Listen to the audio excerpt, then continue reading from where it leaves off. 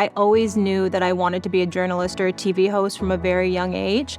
I would say probably about 12 years old. I remember buying magazines and ripping out profiles and bios on different journalists and TV hosts and studying them and their path. So I knew that's what I always wanted to do. And then the goal was to build a platform and help as many people as I can. And that's still the goal today.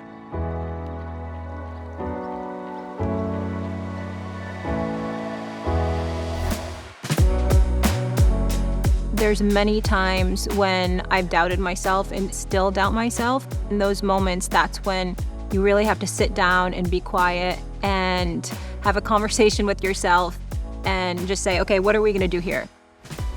Life's hard. It's hard to quit. It's hard to keep going. So I always choose to keep going. And that's when I really rely on my faith.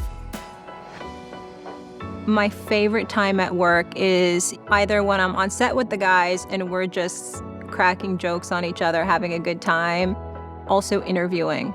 I'm really fascinated by people when I can connect and learn from them and hear their story. In terms of the athletes, you just want to convey the truth, their story. You want to inform the viewer and also hopefully entertain them. Sports are hopefully a respite. To me, there's not one woman that stands out in sports culture. It's not one superstar. It's every woman. It's every single woman that shows up every day in their role in a man's world. Regardless if they're the superstar or they're the person grabbing the water or the towel, those are the women that I admire.